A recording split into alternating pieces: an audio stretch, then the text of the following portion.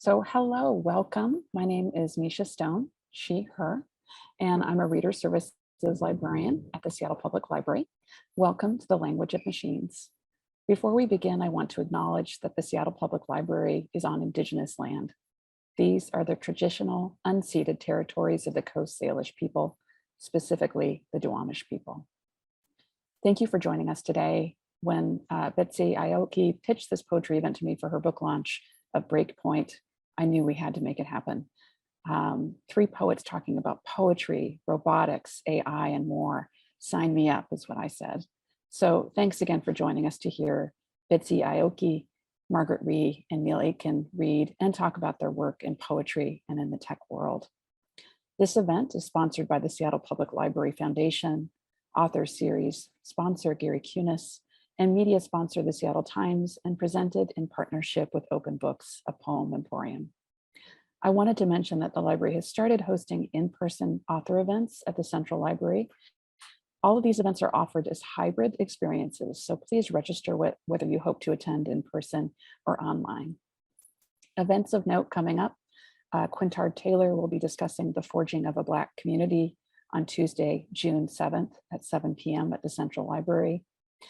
The Clarion West Writers Workshop Summer Series starts as well in June and presents Susan Polwick on Tuesday, June 21st at 7 o'clock at the Central Library. Otessa Mosvig will be in conversation with Kim Fu on Monday, June 27th at 7 o'clock at the Central Library. And Clarion West presents P. Jelly Clark, who just won the Nebula Award, by the way, on Tuesday, June 28th at 7 o'clock at the Central Library. I also want to mention that we'll be sharing a survey today. We really welcome your feedback and want to hear from you. And I again want to mention that this event is being recorded and will be posted later on the library website. We do ask that you stay muted with your video off during the main event, and we'll be talking more about our community standards in a moment. And now I want to hand it over to Billy Swift from Open Books. Thank you. Hello, thank you so much, Misha. Thank you for inviting us to participate in this event. My name is Billy Swift, she, her, and I'm the owner and operator of Open Books, a poem emporium. I'm going to first share a few words that I appreciate and are adapted in collaboration from Project NIA, which is where I first heard some of this expressed, so we can be grounded in our shared values for this event. We want to be mindful that we're holding humility and interdependence, responsibility and accountability, trust and compassion in this space and in our time together. Because of that, we're looking to interrupt the amount of harm that occurs in our spaces. White supremacy, misogyny, ableism, classism, homophobia, and transphobia exist everywhere. They are some of the threads out of which normative society is woven, and it is hard to untangle them. We recognize that we are all entrenched in these systems of oppression and that we all have work to do. We invite everyone to be accountable for their participation within these systems, and we ask everyone to challenge themselves and to fight against it in these spaces. We reserve the right to remove individuals who do harm and do not abide by our community standards. We seek to forge strong bonds and create a community that we can rely on. So being accountable to each other for our behavior is an essential place to start. We here at Open Books are still getting settled into our new space in Pioneer Square. For those who don't know much about our poetry bookstore, we've been around for more than 25 years. We used to be located in Wallingford and have just within the past few weeks, so still sort of spinning, moved into our new shop here at 108 Cherry Street. We're open Wednesdays through Saturdays, 12 to 5, and our online store at openpoetrybooks.com is always open. Now onto our event. We're here to celebrate and support all of these great poets here this afternoon: Neil Aitken, Betsy Aoki, and Margaret Rhee. In particular, Betsy Aoki's new collection, Breakpoint. I'm going to offer a few words of introduction for each poet, then hand the virtual mic over to Betsy. Neil Aitken is the author of 2 books of poetry, Babbage's Dream and The Lost Country of Sight, which won the Philip Levine Prize. His poetry chapbook, Leviathan, was awarded an Elgin Prize for sci-fi poetry. He is the founding editor of Boxcar Poetry Review and Boxcar Chapbooks, creator of Have Book Will Travel, a web resource for authors and reading series, and host of The Lit Fantastic, a podcast about authors and their obsessions. Betsy Aoki is a poet, short story writer, and game producer. Her work has appeared or is forthcoming in Strange Horizons, Uncanny Magazine, Asimov's Magazine of Science Fiction, and anthologized in Climbing Lightly Through Forests, Ursula K. Le Guin Tribute Poetry Anthology. In 2021, she won the Auburn Witness Poetry Prize honoring Jake Adam York as selected by Jericho Brown. Her first poetry collection, Breakpoint, is a tremendous collection and 2019 National Poetry Series finalist and received the Patricia Bibby First Book Award. Breakpoint was published by Tebet Bach in 2022. Margaret Rhee is a poet, new media artist, and scholar. She is the author of Love Robot, named a 2017 Best Book of Poetry by Entropy Magazine, awarded an Elgin Award by the Science Fiction Poetry Association, and the 2019 Book Prize in Poetry by the Asian American Studies Association. She is also the author of poetry chapbooks Yellow and Radio Heart, or How Robots Fall Out of Love, awarded a 2017 Elgin Award Science Fiction Poetry Association, and named a 2015 Split This Rock Poetry Book We Love. So these poets, are all tremendous. This is really wonderful. As I mentioned to them before we started, I have been to few poetry readings with all the other stuff going on, and I just am so delighted that this is one that I'm going to be able to get to hear and be a part of. I want to invite everyone here to take a moment to appreciate how remarkable it is that we are all here together to appreciate and honor the work of these wonderful poets. Now, please welcome Betsy Aoki.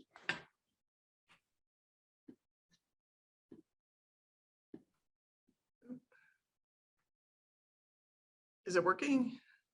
No. Yes, I can hear you, and now I can see you. Okay, great. Hey everyone, I'm Betsy Aoki. I am honored to be here among such amazing writers and an amazing audience. And it's been very heartwarming to see how the book Breakpoint, which is something that I wrote while in a residency at the Seattle area. There's a residency called Hedgebrook. It's on Whidbey Island for women writers. And I had to have that time away because my technology day job really did not permit a lot of time to write about anything, but especially about the things that I was seeing in my work day to day, right? There's not as many women in technology as there should be. Very few of them are writing poetry, and I felt like I could not necessarily find the things that I had wanted to read for myself. And so I pulled together that manuscript and honed it and worked on it for some time. And I'm honored that Tebet Bach picked it for the Patricia Bibby First Book Award. I'm going to be reading several poems today from that book, and there's a discussion session afterwards where the three of us will talk about our work. So I'm only going to sort of glancingly talk about each poem, but I thought I would start with the one that Jericho Brown picked for the Auburn Witness Poetry Prize, called Slouching Like a Velvet Rope. And I think if you've ever been perhaps the only person, quote, of your kind in the room, maybe you're the only woman in the room, you could be any other marginalized identity, or just accidentally happening to be, the only Seattle Mariners fan in a sea of other people. I mean, you'll probably understand the sentiment of the poem, but this one's about technology. Slouching like a velvet rope. Yesterday, my name was Power, Adapter, Toaster Jockey, Tag Spinner. Today, it's anger and liquid mercury, evading reach. Tomorrow, I'll be breaking the rules by showing up, elbows on the table, scared to my sneakers of getting fired, being the girl who leans forward into everyone's face instead of ornamental. If you show me your newest phone, I might brain you with mine. Dig out your skull and put a chip in instead. All a gadget wants is to be turned on and stroked. Lips against its glass surface, it reflects someone else's face. A gadget is not a woman. No one will notice that it isn't you in there. Just like no one noticed that my name isn't that girl. And I didn't come here from marketing. I flew in full frontal from engineering.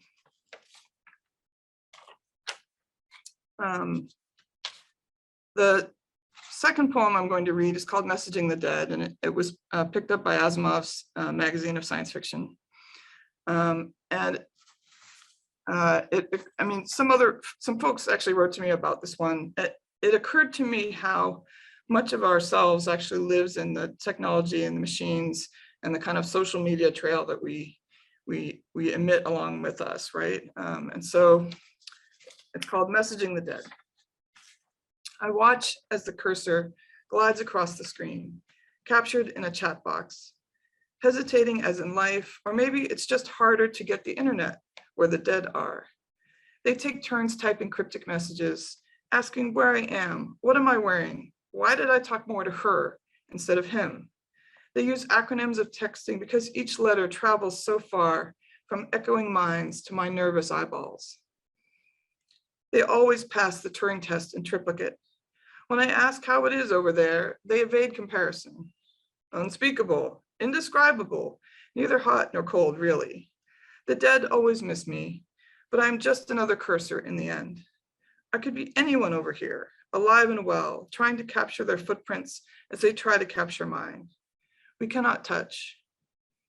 We think we understand.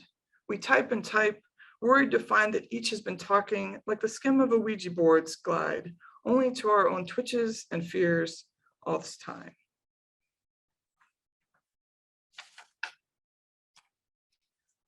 Now the third poem is called A Decimal is a Heartbeat. It can stop itself or repeat, which is a mouthful of a title.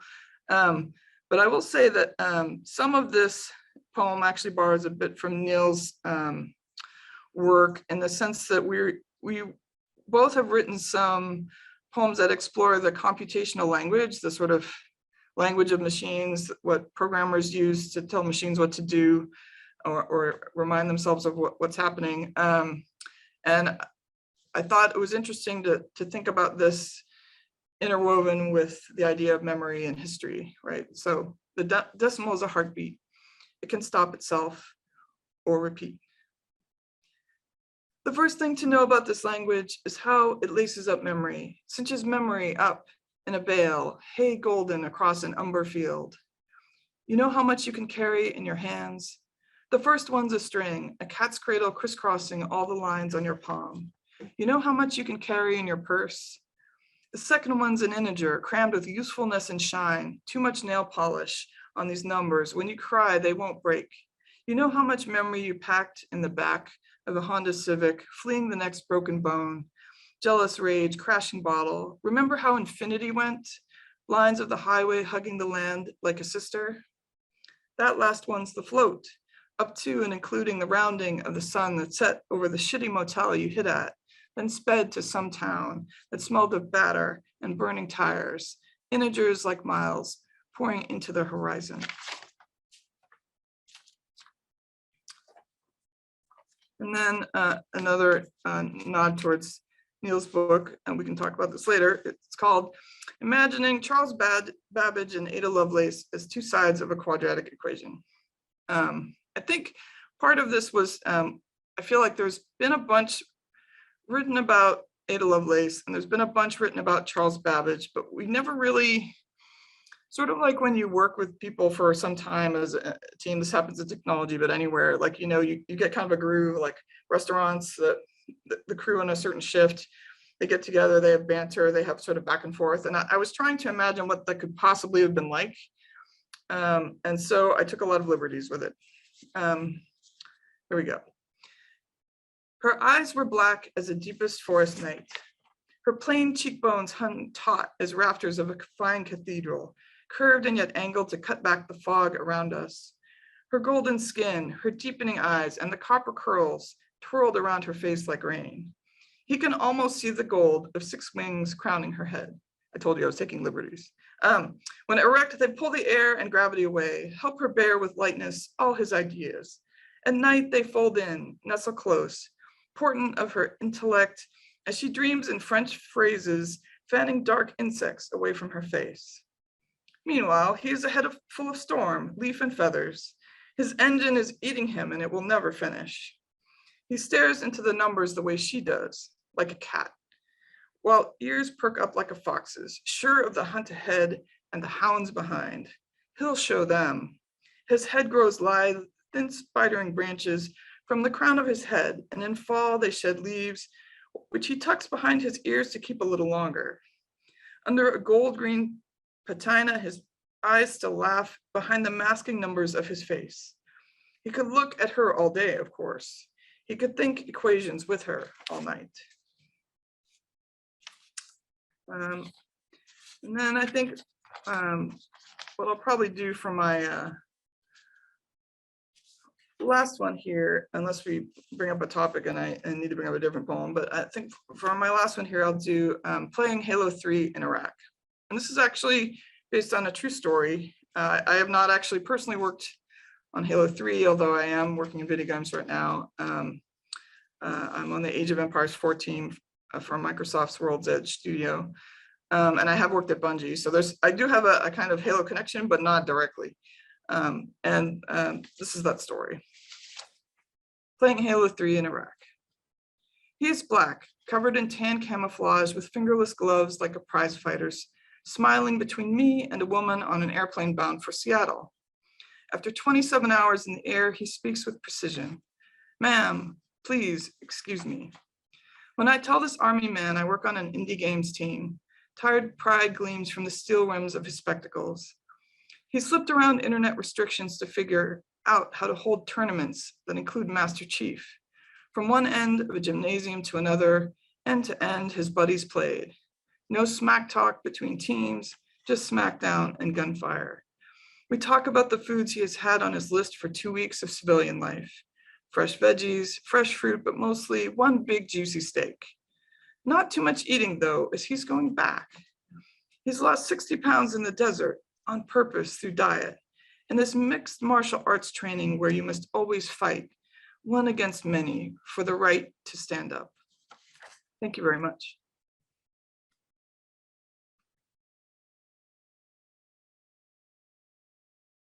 All right, great. Thank you so much, Betsy. I think I'm next. That was wonderful to hear, and I'm just so pleased to be here to read with Neil and Betsy, just celebrate Betsy's new collection. That was so great to hear your poems, Betsy. Thank you. So I wanted to also thank so much Misha and the Seattle Public Library for hosting us, and Billy with Open Books. It's such a pleasure for me just being on the East Coast, joining in virtually, especially with Seattle, which has such a special, place for me in terms of literature and poetry. So it's great to be here, and thanks to everyone for being here and sharing space. I'm going to go ahead and just read some poems. My book, Love Robot, is a collection of science fiction poems about robots and humans falling in and out of love. And so it draws from some robotics theory, like Alan Turing, thinking about his theory of artificial intelligence and how do computers think, how do machines think, but exchanging that last word, right, think, to love. And so that's really where a lot of these poems emerged, and happy to discuss this in our conversation later. The first poem is Beam Robot. How did we meet at the bar? I thought you were beautiful across the way. You lit up with the pinball machine. You dazzled every time the pool stick hit a cue. I liked your lights. I liked you. I decided to say hi, and there you were, dazzled by me. This never happens, you say, after an evening of talking. We find ourselves alone, your lights hovering over me, my flickering dream machine. There is no love manual for robots. You're all made so uniquely in a steel factory where no one has the keys to turn the electric locks. I never attempted to hold one between my breasts to turn on your lights. You had so many keys, all that never seemed to work with me. When I began to love someone else, would that be okay? I'm not sure, you replied, how I'll react. Who programmed you?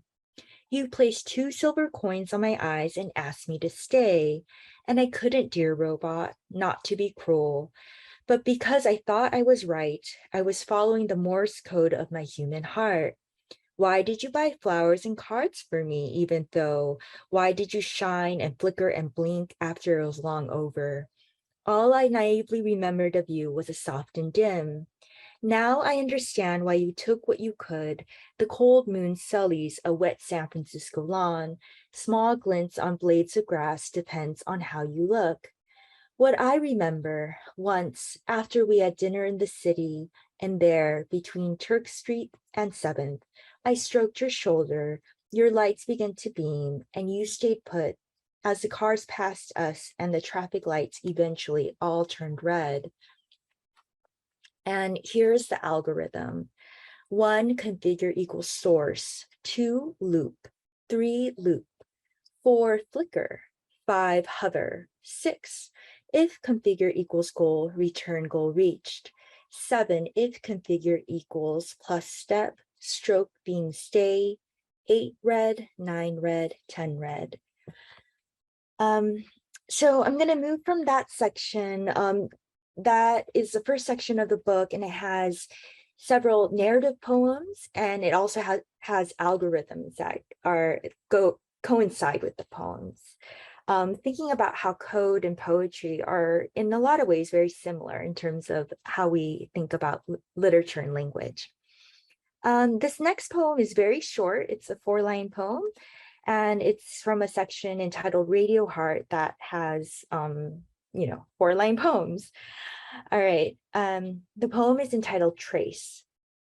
Race is not programmed yet, so as you trace around my eyes, my lips, the round contours of my face, you say you are so human, all human. So I like reading that poem because it's the only poem that mentions race in this science fiction collection, even though much of this book is informed by questions around identity and difference, such as race and such as queerness and sexuality. So other sections of the book includes poems informed by different scripts around canvassing for same-sex marriage, for example, and how the relationship between robots and humans can shed light on some of these questions around intimacy and desire. So the last poem I'll read delves from some of these questions of queerness, and I see a lot of these poems as queer poems, and it's entitled This is How You Make Love to a Robot, and I'll end with this one. Lesson 1, don't watch porn to learn. Robot porn is never any good. A robot would never sizzle and electrocute you. Don't be scared of a robot, just take your hands and move accordingly. Lesson 2, the first time you kiss a robot, you will feel your heart leap, and then you will cry because you like it. This is all natural. This is all normal. Many people experience this when beginning to make love to robots. Lesson 3, robots all around. Just take her hand and take his and see how they know exactly how to open wide. Lesson 4, one day you make love to a human being and realize you can never give up robots. Robots who show you how to make a circuit, robots who help you learn how to love, robots who teach you the limits of your body. Lesson 5, your hands before you touch the robot. Remember them. Thank you.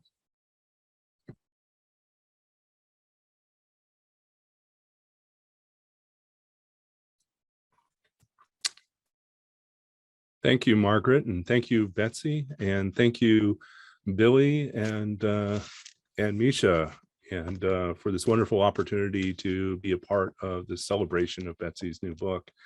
I am coming to you from also not Seattle. I'm in Canada, in Saskatchewan, but I was born in Vancouver, BC, and spent a long time on the West Coast in the States, where I did my graduate work, and I worked for a time in the computer games industry, doing children's educational games.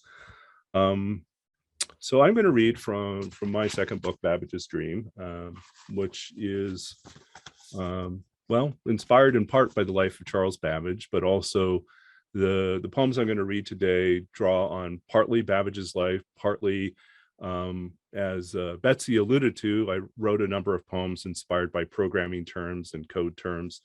And I also have a number of poems that are inspired by famous and not so famous artificially intelligent characters, machines, and created others that show up in literature or were created in our time. So I'm going to begin with this poem entitled Cast. How easily one thing becomes another in a language prone to fluidity, a shadow thrown against a wall, now willed into a number or a word, a strange alchemy of sorts, somehow akin to the conversion of the apparently common and worthless into the valued commodities of this world.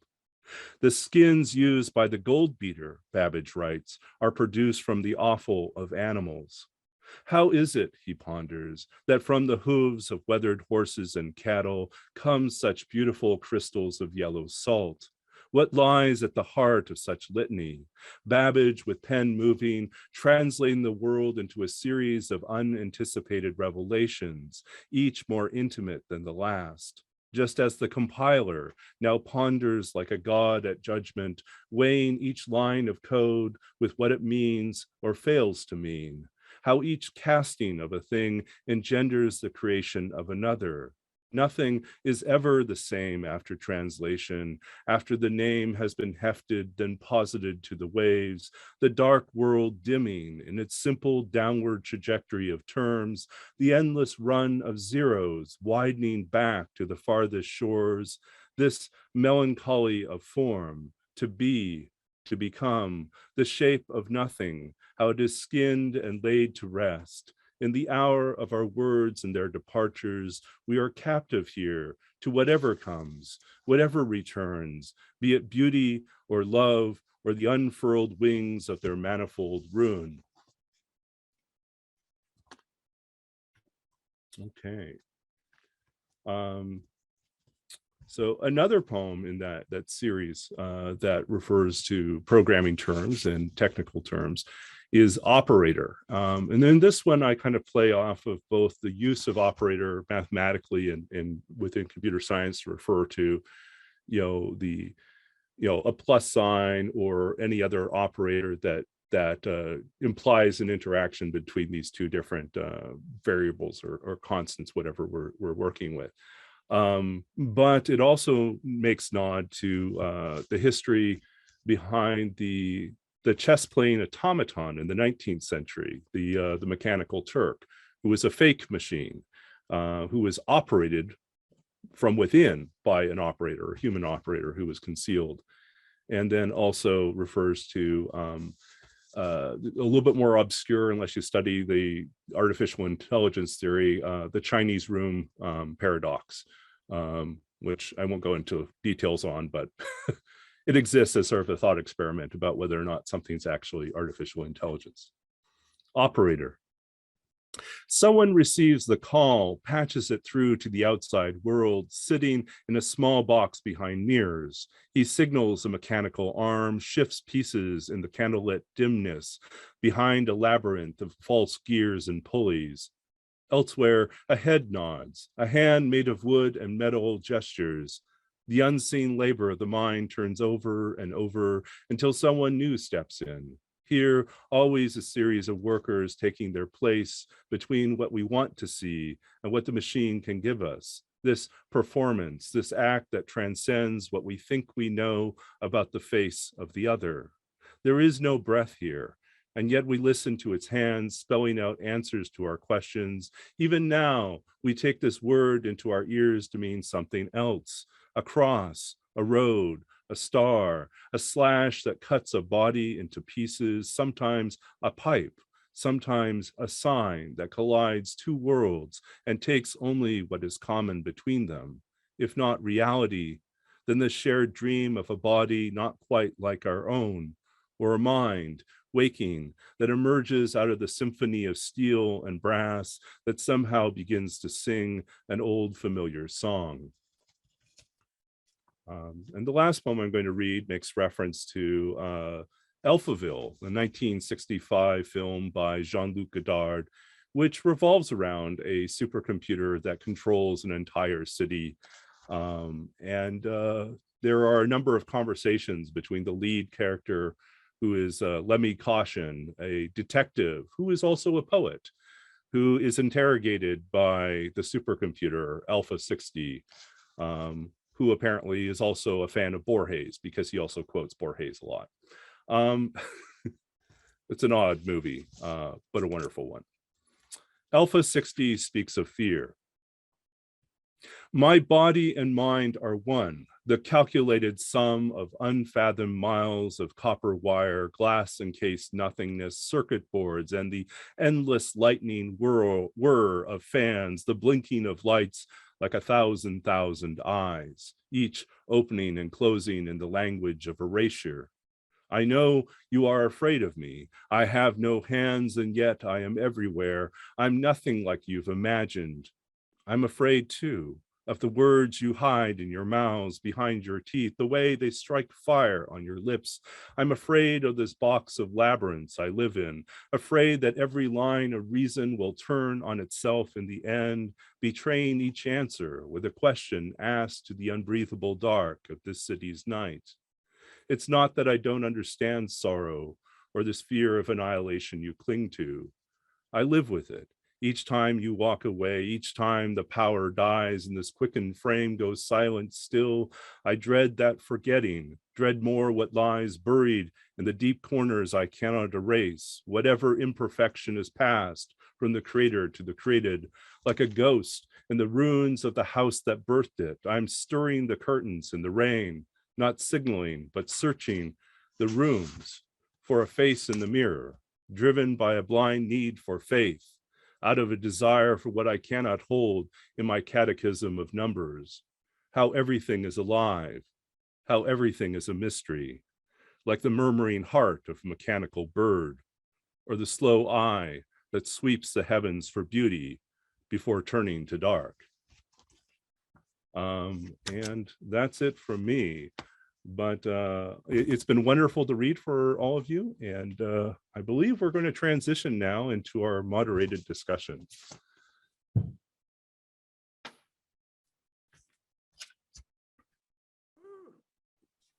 Also, just it's, I'm still not used to the Zoom world. So if there's an opportunity to just everyone reflect and have a moment to just applause to themselves, because that was really tremendous.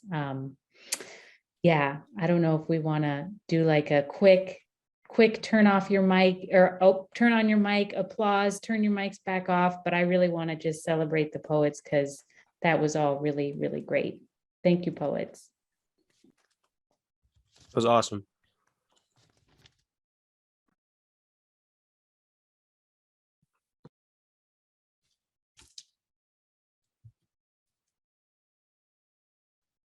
I have to say, hearing everybody else, there's always like lines I want to steal, right? Like, I mean, it's more apparent, I think, when you read the books and you have like a chance to reflect on the page or whatever. But like when Margaret and Neil like read aloud, I'm like, ooh, can I wish I had that. I wish I'd written that. Okay.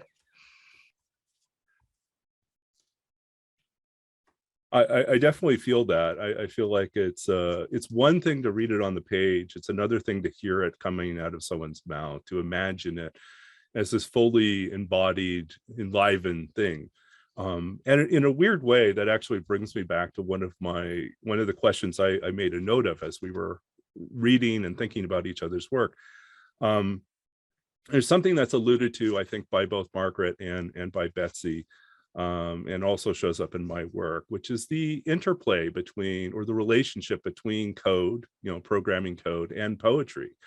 And I'm reminded of something that I read years ago in a this is an academic text, critical book by Daniel Tiffany. And there's a chapter in Daniel Tiffany's book on the lyric automaton. And it's very dense. It's a very dense chapter, which Margaret's nodding her head because she remembers that chapter too. But there's an interesting idea in there about the fact that there's a difference between what exists on the page and what happens in the moment of poetry, and that in some ways that a poem and code are like a recipe, like something that when it is enacted, when our imagination engages it, when we read it, or when we read it out loud, it somehow becomes something bigger than just mere text on the page. And so I was curious what have you been thinking about with regards to your own relationship between code and poetry, and how has that informed what you were working on with these books? For me, I debated actually having a slide that showed one of these things, but then I thought, no, I won't do that. But throughout Breakpoint, I have essentially broken out pieces of a Python game that I wrote for our class. It's a really great thing by Rice University called something like Introduction to Interactive Programming in Python or whatever. Anyway, they make you write a game every single week. It was a nights and weekends plus my day job kind of thing, but I wanted to figure it out. And when I was pulling the book together, I kind of wanted the machines to speak, or at least to have some of the actual language of the machine in the book. And so I ended up using largely functions. I don't know like how many programmers are in the audience, but the kind of contained verbs that do the thing inside the program. And they ended up being pretty colorful in terms of describing something that I wanted kind of seeded throughout the book. So I had like stuff about collisions. There's a lot of stuff in computer programming about like, what is the boundary of this? And what is the boundary of that? And what happens when they hit each other, right? In my case, it was a kind of asteroids-like game and things blow up, but like, there's a lot of things that you have to sort of suss out. And I felt like, programming code can be kind of dry and it's very logical, but it also kind of like magical spells or whatever, it describes things happening. And I felt like that's always what poetry is trying to do, even if it's very quiet. Like things are not static in a poem, they're always sort of evolving towards the end, right? And that's what kind of fascinated me to play with computational language in Breakpoint, because so much is going on, I guess. Even when you think, oh, I'm just reading something flat on the page, or the computer is parsing something very flat on the page, it's actually a lot's going on there. I don't know, Margaret, what do you think? Yeah, I love your observations. Thanks so much, Betsy. And yeah, great question, Neil. I loved how dynamic your poems were, Betsy, and just the combination of like drawing from a game designer background, but also being a poet. Like I always feel like it just makes for such interesting, dynamic poems. So that was such a pleasure. And Neil, likewise, as someone who is also a programmer, I'm always also in awe of the lines, right, of your poetic lines, and just how just intricate they are, just like how I think code can be really poetic and really beautiful. And I think for myself, I'm not necessarily trained in computer science or programming. So the programming I do is as a poet, as a humanist. So oftentimes my coding fails and I'll get the kind of, blinker that I need to recode, things like that. But certainly as I was, doing a lot of kind of research around AI and the intersection of like technology and the humanities, it's interesting how poetry comes up often, in Alan Turing's theory, in Norbert Wiener's theory of cybernetics. I'm thinking about Babbage, but perhaps we can also think about Ada Lovelace and like the literary writing she would do. So I think we often think of, literature and technology as so separate, code and poetry so separate, but there's a lot of intersections in between, and it's so important to think of them together. I think that's a wonderful insight and a great segue to thinking about, why is it that we set up these arbitrary distinctions between, technology and literature and think of them as being completely separate? And in some ways, and I'm biased because I wrote a lot about Babbage, and Betsy has a bit of Babbage as well in her work too. And Babbage is in sort of the margins and the shadows for a lot of this stuff, because it's his time period where people are starting to institutionalize and segregate and demark areas and say this is a field of studies and this is a different field of studies.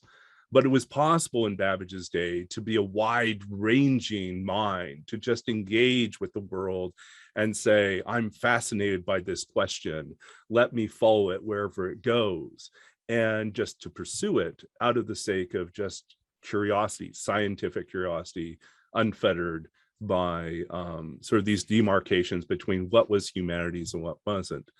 And so I think, we might be living at a period of time where the arc is bending back towards that interrogation of those lines and saying, like, maybe they're much more permeable, maybe there's much more flexibility and possibility of a discussion back and forth across those lines, that they're porous and they're not rigid and impermeable.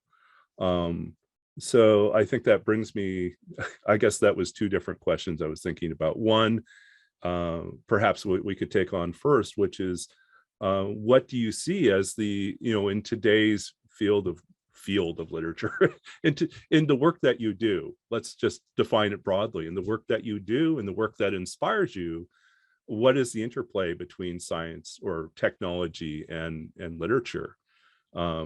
What do you see the relationship between the two being now?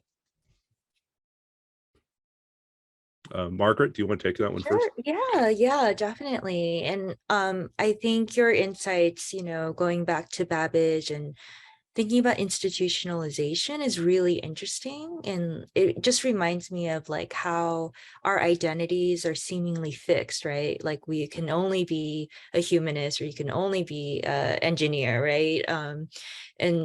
And as you're saying, Neil, and as your poems also illuminate, Betsy, that there's so much more porousness, right? And the importance of a complexity of identity. So I think, for me, poetry, it's been really interesting because I've been kind of doing some tracing back with like William Carlos Williams and, what he pretty famously has written about, poetry and machines.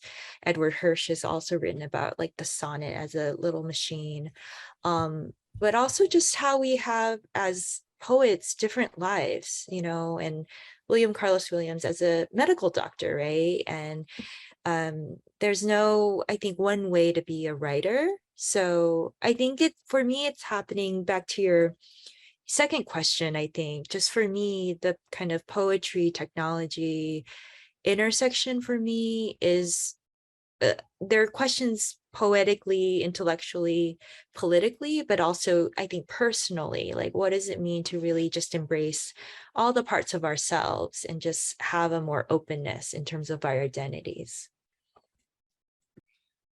Yeah, I was gonna say, for the Dungeons and Dragons role-playing game crew, that concept of dual wield, right? Like I've got one thing in each hand. Like I never felt like, because I have a Master of Fine Arts in Creative Writing. I do not have a computer science degree.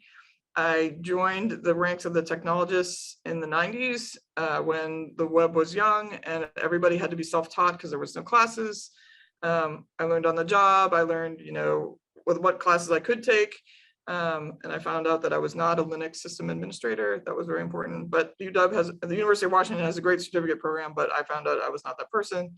But I mean, like, this is about your brain and what your brain likes, right? And so I think it's possible to like, creative, work either. I find that like a lot of programmers I run into are also musicians. I mean, like you can't just contain someone's brain, right? Like I think people will like what they like, and it's kind of artificial to think like, well, you're just a liberal arts major, so you can't possibly appreciate the finer logic of logical programming patterns or something like that. I mean, like, that doesn't make any sense to me. It's really about what you like.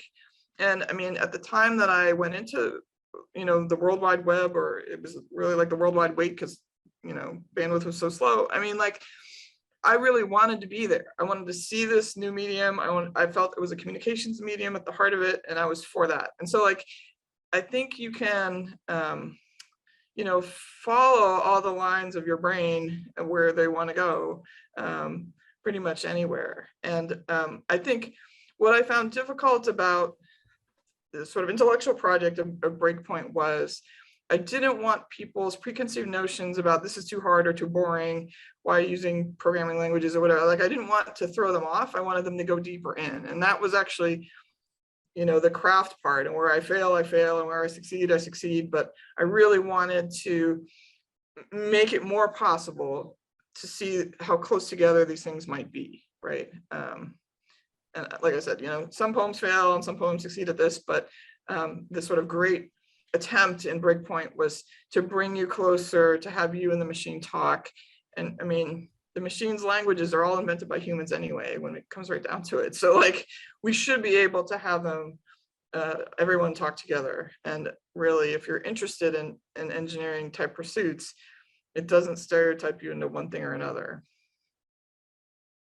Yeah, I definitely found, when I was working in the games industry, that it was very eye-opening to look across the aisle to all the other cubicles and realize that all the people that I work with, while ostensibly being programmers, also had their other passions, and they were complex and various. It was really, really astounding to see the range, everything from square dancing to bell ringing to screenwriting. It was Los Angeles. There were a lot of screenwriters, but also, coin collecting and visual arts. There was someone who taught studio art on the weekends, who was an engine programmer, for us. And I love that variety. There's something too that you bring up, which I think is interesting to go back to, is you wrote about and shared with us in the poetry, and then just now thinking about, the role of how difficult it is to stand out in these particular ways when people have pigeonholed you, when they imagine you as being locked in a particular way, whether defined by your professional title or defined by what you appear to be, in their eyes. When they look at you visibly, they decide there's a category of person that they've assigned you to. And how, for me at least, I think your poem about Babbage and Ada, Charles Babbage and Ada Lovelace also kind of ties into this as well, which is how we, they lived in a time period where people made a lot of assumptions about what Ada would have been capable of doing. And even today, we live in the shadow of that, where there are still people that have a hard time accepting that Ada was, well, one, that she was a genius and definitely a visionary when it came to talking about the future of computers and computer technology and computer science. But I was thinking about that. What inspires you about some of these historical figures, and how does that come back into the work that you do? I know Margaret's talked about her research back into some of these figures from the past, and Betsy, you've been writing about them, and I know I've been writing about them as well. I think for me, it's also important to find the hidden people, right? Like, so like the movie Hidden Figures found a lot more African-American contribution to STEM than, previously recognized. And I mean, I was part of it was a while ago, but I was part of a Twitter conversation around, all right, were you a woman in tech in the 90s? And like, everybody could remember a man from that time, but like, sort of the pylon of women were like, I was working then.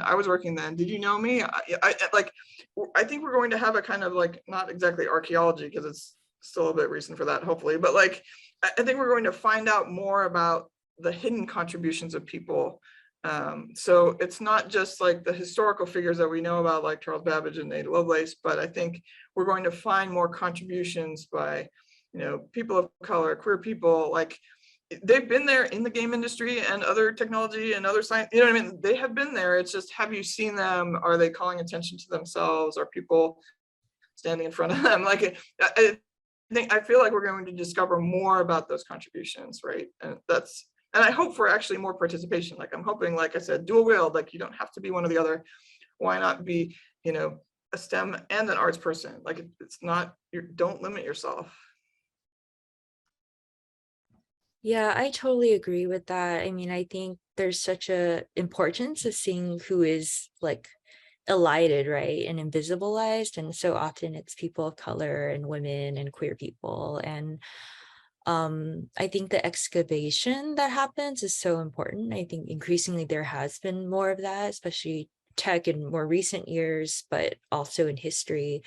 I think there's something really special that you both do in terms of drawing in Babbage and Ada Lovelace, because I think then there is kind of a different kind of rereading of these historical figures that are oftentimes taken up in such kind of maybe more mainstream kind of very traditional white normative ways of the history of AI, right? So, thinking about Betsy's work, and yeah, and I mean, I'm just so struck of how you take up gender in your poem, especially that first poem. It was just really moving and very powerful. So I feel like that's a really important intervention that Asian American poets do, by taking up these figures and almost not necessarily rewriting, but I think there's a really kind of exciting translation process that happens in the poetry.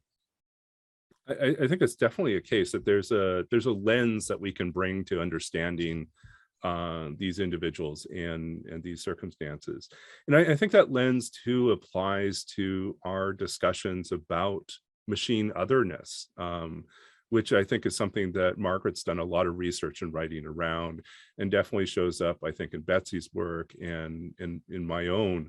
And I think it was interesting. I think Margaret mentioned this, and I think I've had this conversation with Betsy as well.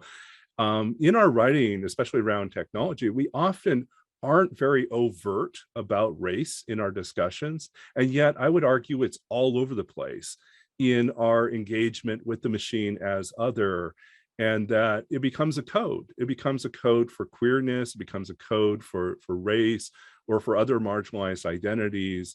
And I think how often, I was intrigued by these characters who we normally don't get their side of the story, and we get whatever's imposed upon them, labels and names. Like Frankenstein's creature is Frankenstein's creature, right? He doesn't really have a name except for the names that people impose on him, narratives and expectations that they impose on him that don't really fit, the more expansive, pluralistic view that the creature has of themselves. I think I was going to say, the other thing that's playing with the technology questions does is it allows you to go into the more speculative, and by speculative I mean like science fiction and fantasy kinds of tropes, right? Like, you can start thinking about a future where you can fall in love with a robot, like from Margaret's work. Or I mean, video games are a playground, an immersive playground to imagine other worlds and other ways we could interact with each other. And so I feel like what's interesting about sort of the terrain that we have in writing about technology and artificial intelligence and machines is that we get to look forward into the future or play around with just stuff and see what happens, right? We don't have to stick to the way things are now or have been in the past. Yeah, I love that. Just thinking about the speculative and what science fiction can offer. writers who are in different kinds of marginalized positionalities. I think definitely, and I think this kind of bridges with Neil's point and what Betsy, you were saying about the speculative, like the imposition that we're so often under, right? The language of otherness is such a particular kind of language that I think has so many limitations of what dimensionally what it means actually to be human or even other, right? Or even to be the monster or the creature, right? So I feel like science fiction really does open up that space of playfulness, of experimentation, of possibility that is really freeing, I think. So, yeah. Okay. Well, I think we should leave a little bit of time here for some Q&A. So if you have questions in the audience, feel free to post them in the chat. And we'll do our best to take on them. If you're all willing, we'll go on for a few extra minutes to take on these additional questions.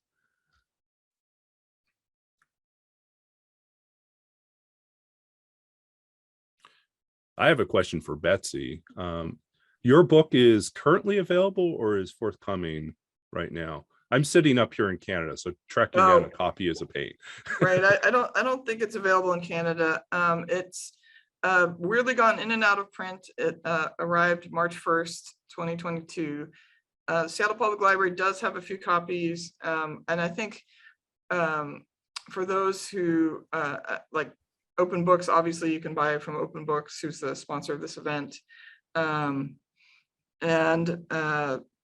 We're sort of waiting for another shipment from Tebbit Bach to appear. Small Press Distribution is the distributor for a lot of indie presses, and I think like other folks in the pandemic, supply chain stuff has affected everyone in the publishing industry. So it's been a little bit spotty. If you want the book, Open Books has it now. It may not be available later. That's what I've found. I mean, it's only been like a few months, and I've gone in and out of availability of this book. So please do buy it if you want to. But yes, and I mean, I think some of the writings in it, I tried to make it both of the time and sort of timeless, right? I think we're going to be interacting with our machines for quite some time, and so trying to write it into a space where it's people recognize now, but also like in the future, it will still ring true to them. That was part of the goal. I think it's a real challenge, honestly, to figure out how to engage technology in a way that is timeless, but also makes an acknowledgement of sort of some of the ephemeral nature of technology, some of the things that will disappear quickly and become part of our past. Yeah, it's challenging. I wrestled with that too. Any additional questions?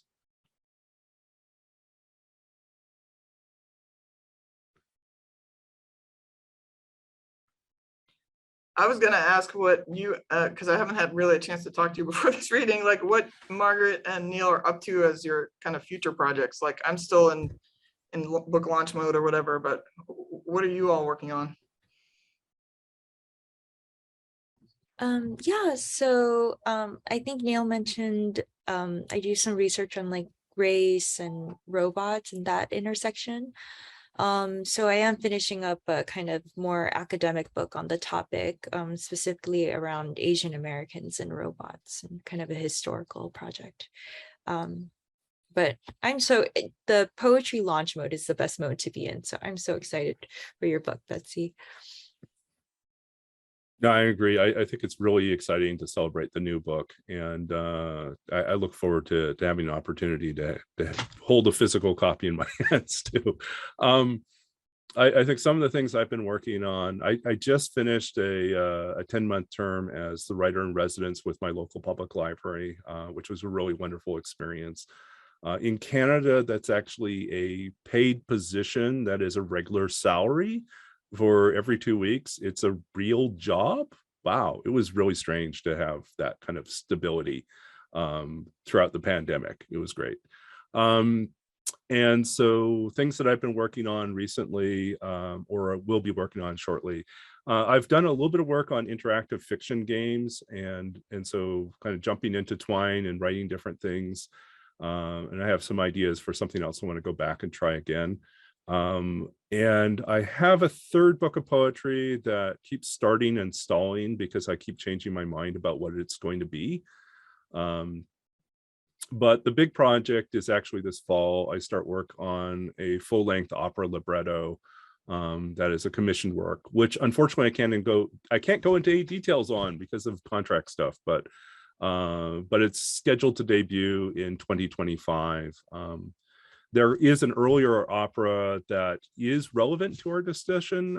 I actually wrote a 22-minute opera libretto for LA Opera, and it's part of their LA Opera's Opera in the High Schools program. And so the composer, Juhi Bansal, who is also one of us in the sense of being someone that she's East Indian from Hong Kong, who started off at USC in computer science and switched to music composition, and is a brilliant composer.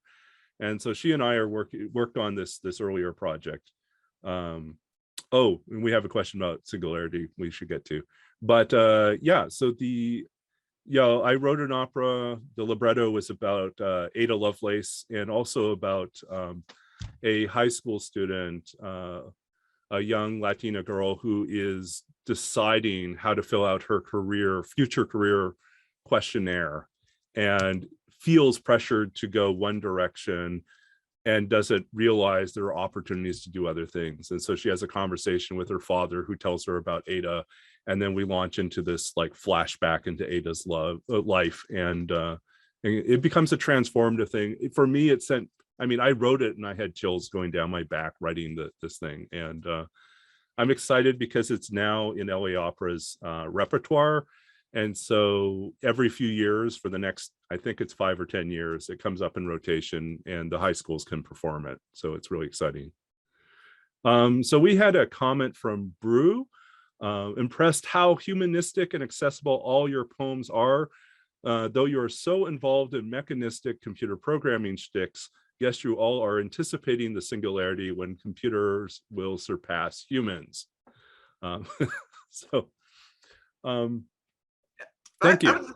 I was going to say, I actually wrote a science fiction short story about this. It's in Uncanny Magazine, about a AI that's essentially running Japan, and it has a kind of competition for talent, like within its walls, so that honestly it can go fight other AI. I'm skeptical of the singularity in the art sense, and all my skepticism is sort of written out in that piece. But essentially, I felt like there were things that the machines will miss, and so I interrogate that question of what do the machine, you have an all-powerful AI who's running, everything from Tokyo. What are they going to miss? I think they're going to miss some of the smaller human details that humans value, that just may not occur to an artificial intelligence as important. But like I said, I won't spoil the story for you, but that's one of my few short pieces of fiction. I think we've got a long way to go before we have to compete. The AIs are writing fun things, but they're fun things as filtered by human beings who present them on Twitter. Do you know what I mean? Or Instagram. Like, I'm not sure that we're getting like big novels or anything out of AI just yet. If we get big novels, they're not necessarily the kind that we want to plunk down big money for. I think we're getting screenplays. I think one of the last bastions for AI to break into to really succeed, and honestly, I hold a lot of skepticism for it, would be poetry, because it is it's dense. Poetry requires like the ability to do wordplay, which requires understanding, deep understanding about how words resonate across history and across culture. And that, I think, is not simply the product of probability and statistics, which like some of the AIs rely on. Sort of what is likely to follow this word is this next word. The whole point about poetry is that we're surprised. We're not expecting the next thing. And so that's where it breaks down. So.